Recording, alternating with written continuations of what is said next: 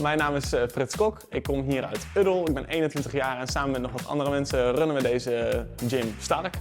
De reden dat wij Stark wilden beginnen is omdat we zelf echt iets misten aan beweging in de omgeving. En ook niet in de omliggende dorpen was er ook echt niks.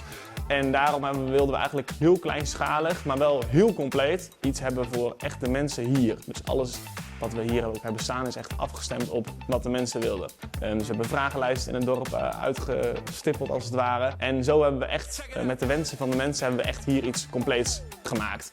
Bij het inrichten van deze locatie hebben we echt gelet dat er veel cardio en kracht, dat je echt full body kunt trainen, maar ook echt kan doen wat je zelf ook wil.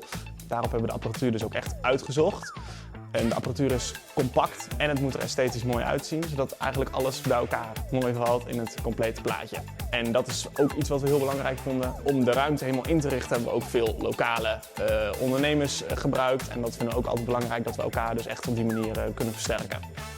Wat ik vind van het aanbod van Tenturi? Ja, het is sowieso echt heel breed. Dus als je er naartoe gaat, je kunt sowieso echt alles vinden wat je nodig hebt. Er is veel goede begeleiding daarin. Je hoeft eigenlijk nergens anders meer te zoeken, want er is gewoon alles. Het is ook compact, dus je kunt ook daardoor veel kwijt in een relatief kleine ruimte zoals dit. En het is ook esthetisch mooi. Dus dat vind ik ook belangrijk, dat het ook wel mooi wegvalt in de ruimte. Ik vond het gewoon strak, clean, netjes. Dus dat was eigenlijk mijn eerste indruk.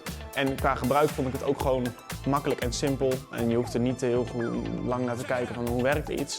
En de begeleiding is gewoon heel goed. Dus vandaar dat het eigenlijk het vrij simpel maakt. En als het gevoel goed is, dan is dat voor mij al vrij snel goed. Ja, de uiteindelijke kwaliteit is goed.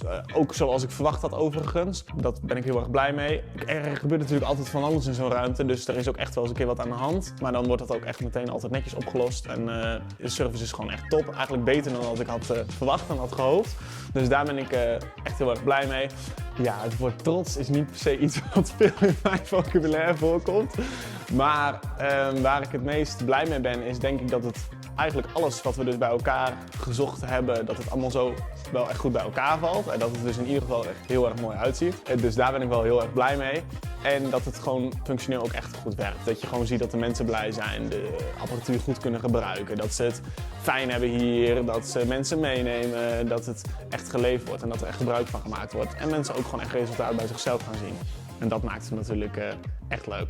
Ik denk dat ons project een voorbeeld kan zijn voor anderen. Dat als je verschil wil maken in een omgeving, zoals hier, waar wij eigenlijk mensen vanuit meerdere dorpen benaderen, dat het niet heel groot hoeft te zijn om echt verschil te maken. Dat je dus eigenlijk met een relatief kleine ruimte wel veel impact kan maken op de omgeving en op de mensen daar, die wel echt veel hebben aan zoiets als dit. Uiteraard zou ik het natuurlijk aanbevelen. Het is een merk wat ik op zich wel eens voorbij had zien komen. Alleen meer gewoon als particulier zijnde, zeg maar. En ik wist eigenlijk helemaal niet dat er echt iets, ook voor zakelijke partijen zoals wij, iets beschikbaar was. En dat is me heel goed bevallen. Het is echt een platinumlijn wat wij hier hebben toegepast. En dat zie je ook echt terug in de producten. Dus het is echt, echt zoals je van een dergelijke partij mag verwachten. Zo is het ook.